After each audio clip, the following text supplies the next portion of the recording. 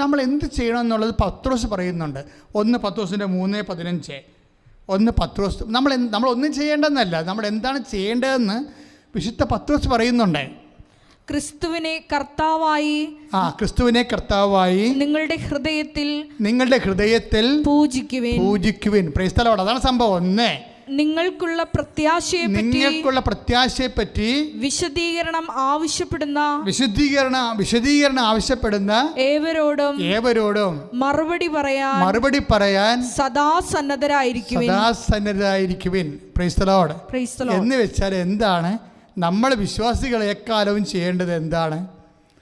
അതായത് നമ്മൾ സയൻസ് വെച്ച് തർക്കിക്കുന്നു, അല്ലേ? വേറെ പല കാര്യങ്ങൾ വെച്ച് നമ്മൾ തർക്കിക്കുകയാണ്.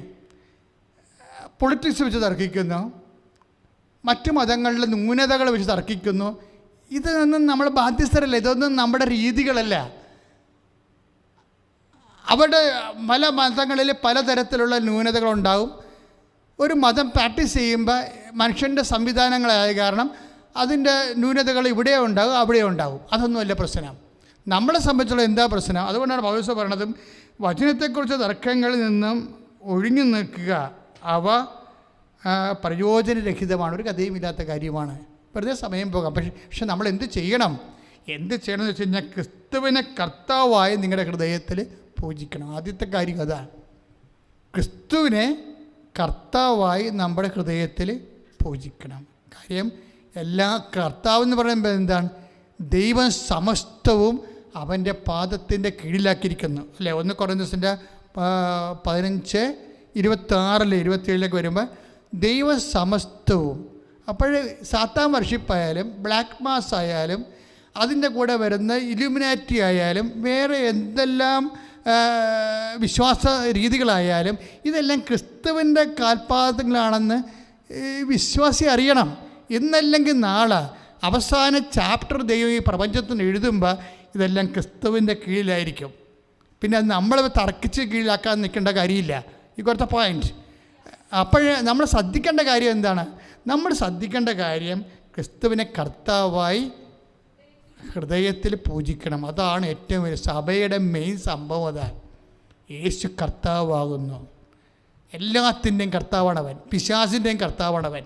അത് ബോധത്തോടെ മനസ്സിലാക്കണം. പിന്നെ അതുകൂടാതെ എന്താണത്? നിങ്ങളുടെ പ്രത്യാശയെപ്പറ്റി വിശദീകരണം ആവശ്യപ്പെടുന്നവരെ. നമ്മുടെ പ്രത്യാശ എന്താണ്? നിത്യതയാണ് നമ്മുടെ പ്രത്യാശ. എൻ്റെ പ്രത്യാശയെക്കുറിച്ച് എന്നോട് വിശദീകരണം ആവശ്യപ്പെടുന്നവരെ ഞാൻ പറയണത് എന്താണെന്ന് വെച്ചാൽ താത്വികമായിട്ടല്ല സംസാരിക്കണത്. താത്വികമായിട്ട് ആർക്കും സംസാരിക്കാം. പക്ഷേ ദൈവത്തെ നമ്മൾ എങ്ങനെ അനുഭവിച്ചു, അതാണ് വിഷയം. നമ്മുടെ കൂടെ നിൽക്കുന്നവർ ദൈവത്തെ എങ്ങനെ അനുഭവിച്ചു, അതാണ് നമ്മുടെ വിഷയം. അതാണ് നമ്മുടെ പ്രത്യാശ എന്ന് പറയണത്. അതുകൊണ്ടാണ് കൃപാസനം ഇപ്പോൾ ഇത്രയും വിഷയങ്ങൾ, പല വിഷയങ്ങൾക്ക് വിവാദ വിഷയങ്ങളൊക്കെ സഭയിലേക്കും അതുപോലെ തന്നെ സമൂഹത്തിൽ ഉണ്ടാകുമ്പോൾ നമ്മളെപ്പോഴും സാക്ഷ്യം കൊണ്ടാണ് മറുപടി പറയണത്. എന്താ കാര്യം? ക്രിസ്തു കർത്താവാണ്. പിന്നെ നമുക്ക് പ്രത്യാശയുണ്ട്. ആ പ്രത്യാശയുടെ വിശദീകരണമാണ് നമ്മൾ നൽകണത്. എന്താണ്? നമ്മുടെ കൂടെ നിന്നവരെ ദൈവത്തെ കണ്ടെത്തിയവരുടെ അനുഭവങ്ങൾ. അതാണ് പൗലോസ് പറയണത്. നിങ്ങൾക്കൊരു വിശദീകരണം ആവശ്യപ്പെടുന്നവരെ ഇവിടെ എന്ത് ചെയ്യണം? നിങ്ങൾ വിശദീകരണം കൊടുക്കണം. എന്ത് വിശദീകരണം കൊടുക്കണം? ബുദ്ധിപരമായ വിശദീകരണം കൊടുത്തിട്ട് കാര്യമില്ല, അത് ഒരിടത്തും നിർത്തത്തില്ല. ഇപ്പോൾ ചിലർ യേശു നിരീശ്വരവാദിയാണെന്ന് പറയണം, ചില ആൾക്കാർ യേശു തന്നെ പറയണം ഞാൻ നിരീശ്വരവാദി അല്ലെന്ന് പറയണം. ഇനിയിപ്പോൾ യേശു നിരീശ്വരവാദിയാണെന്ന് പറഞ്ഞുകൊണ്ട് കുറേ ആൾക്കാർ ഗവേഷണം നടത്താൻ പോയിട്ടുണ്ട്. കുറേ ആൾക്കാർ യേശു നിരീശ്വരവാദി അല്ലെന്ന് പറയണം. വല്ല കാര്യമുണ്ടേ? അവൻ ചത്തുപോയില്ലേ? അവൻ നിരീശ്വരവാദി ആയാലെന്ത്, അല്ലെങ്കിൽ എന്ത്? ഇതൊന്നും സഭയുടെ വിഷയമല്ല. സഭയുടെ വിഷയം എന്താണ്? ക്രിസ്തു കർത്താവാണ്. ശ്രുതികട ഹല്ലേലൂയ, ഹല്ലേലൂയ, ഹല്ലേലൂയ, യേശുവേ ആരാധന, ആരാധന, ഹല്ലേലൂയ, ഹല്ലേലൂയ. നമ്മൾ രോഗസൗഖ്യ പ്രാർത്ഥനയിലേക്ക് പ്രവേശിക്കുകയാണ്. ഒരു നിമിഷം മൗനമായി കൈ നെഞ്ചത്ത് വെച്ചുകൊണ്ട്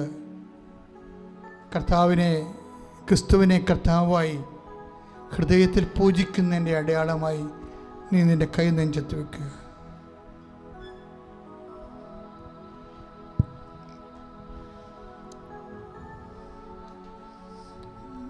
നല്ലവൻ ഐശ്വര്യ നിന്റെ ഉന്നതമായ നാമത്തിന് സ്വസ്ത്രം ചെയ്യും.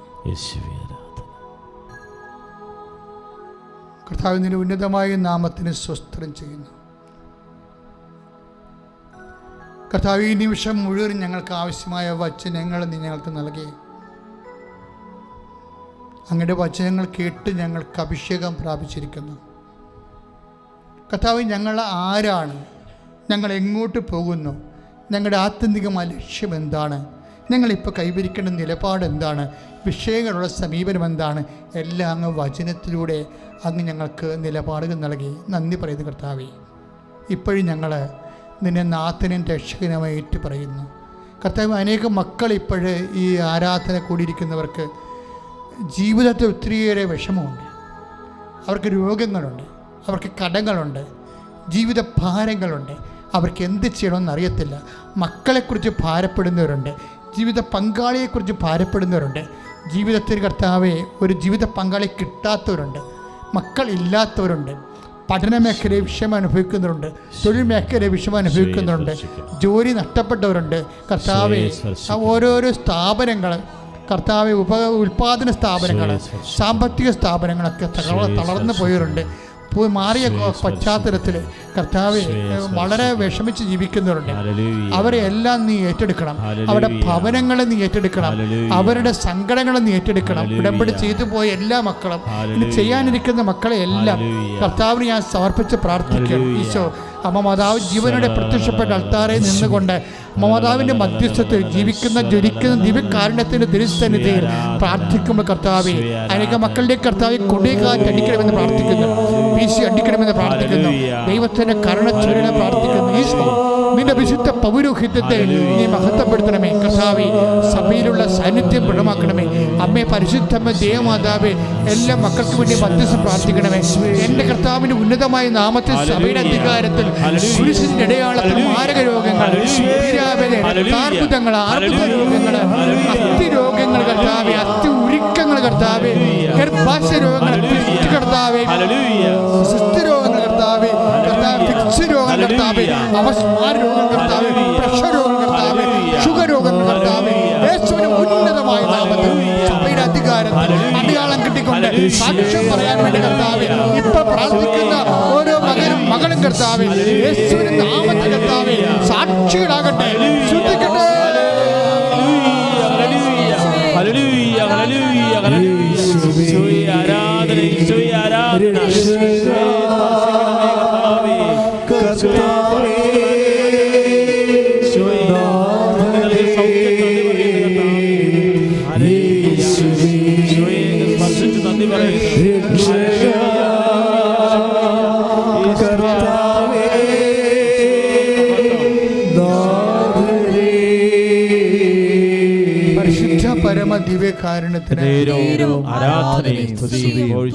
പരിശുദ്ധ പരമ ദിവ്യകാരുണ്യത്തിന്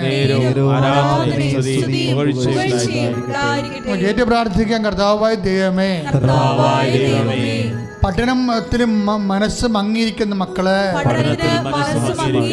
ബുദ്ധി മങ്ങിയിരിക്കുന്ന മക്കള്, ഓർമ്മശക്തി കുറവുള്ള മക്കള്, കർത്താവേ, പഠിക്കാൻ ഉത്സാഹം കാണിക്കാത്ത മക്കള്, പഠിച്ചിട്ട് കര പറ്റാത്ത മക്കള്, പരീക്ഷയെ ഭയപ്പെടുന്ന മക്കള്, ഒത്തിരിയേറെ പരീക്ഷകള് എഴുതാനുള്ള മക്കള്, എഴുതാൻ മനസ്സില്ലാത്തവര്, കർത്താവേ, ആശിച്ചു പോയ വിഷയങ്ങള് പഠിച്ച് പൂർത്തിയാക്കാൻ കഴിയാതെ കർത്താവേ ഉപേക്ഷിച്ചു പോയവര്, അവരെ സർട്ടിഫിക്കറ്റ് വിത്തുകളുണ്ടായി പോയവര്, കർത്താവേ, എല്ലാവരെയും സമർപ്പിച്ച് പ്രാർത്ഥിക്കുന്നു.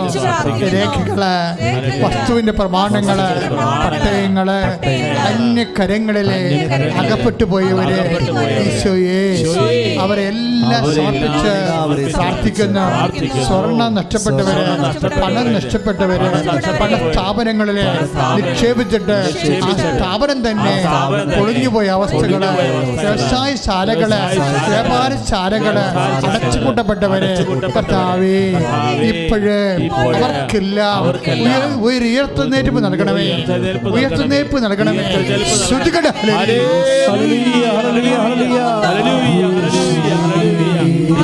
പരിശുദ്ധ പരമ ദിവ്യകാരുണ്യത്തിന് പ്രാർത്ഥിക്കുന്നു. സമർപ്പിച്ച് പ്രാർത്ഥിക്കുന്ന ഏകസ്ഥരായി ജീവിക്കുന്നവരെ അവരുടെ ജീവിത സാഹചര്യങ്ങളെ സമർപ്പിച്ച് പ്രാർത്ഥിക്കുന്നു. അവരുടെ വസ്തുക്കളെ അടിച്ചു മാറ്റാൻ സമ്മർദ്ദം ചെലുത്തുന്ന പിശാചി ചിന്തകളുള്ളവരെ സമർപ്പിച്ച് പ്രാർത്ഥിക്കുന്നു. ഓരോ കാര്യങ്ങള്, മക്കള്, വീട്, വിവാഹം, വഴി, ജോലി, പല കാര്യങ്ങളും ആഗ്രഹിക്കുന്ന പോലെ കിട്ടാത്തതിന്റെ പേരിൽ നിരാശയും വേദനയും അനുഭവിച്ച് ദൈവത്തിൽ നിന്ന് അകന്നു പോകുന്ന ലോകത്താന്മാരെ സമർപ്പിച്ചുകൊണ്ട് പ്രാർത്ഥിക്കുന്നു. അവരിലേക്ക് അഭിഷേകം ഒഴുക്കണമേ. ദൈവത്തിന്റെ വചനങ്ങള് തിരുമനസ് മനസ്സിലാക്കാൻ അവർക്ക് ബുദ്ധിക്ക് തെളിച്ചു കൊടുക്കണമേ. ഹൃദയത്തിന് അഭിഷേകം നൽകണമേ. മൗനമായി പ്രാർത്ഥിക്കുക. വ്യക്തിപരമായ ആവശ്യങ്ങൾ പരിശുദ്ധ അമ്മയുടെ മധ്യസ്ഥത്തിലെ ഉടമ്പടി വെച്ച വിഷയങ്ങൾ ഉൾപ്പെടെ അമ്മയുടെ മധ്യസ്ഥത്തിൽ ഈശോയ്ക്ക് സമർപ്പിക്കുക. മൗനമായി കണ്ണുകളടച്ച് കൈകൾ നെഞ്ചത്ത് പൊത്തി പ്രാർത്ഥിക്കുക.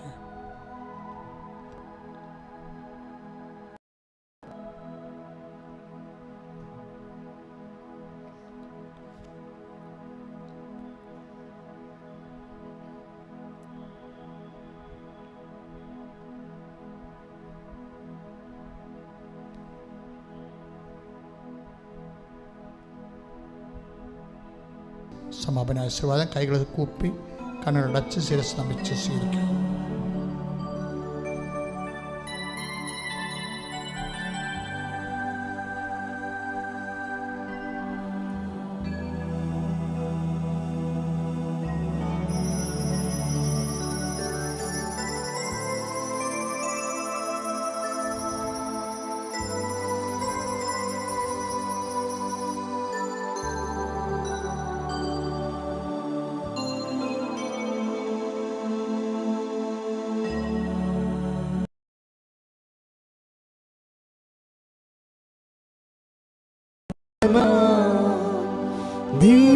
ദിവ്യകാരുണ്യമേ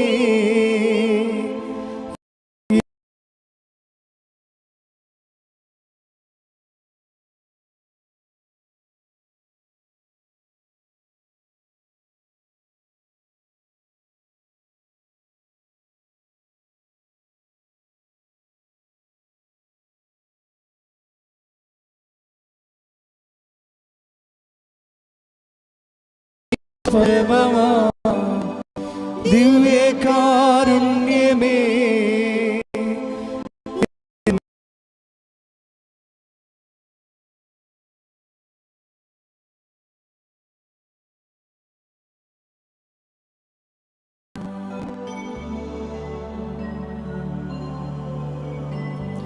ആവേ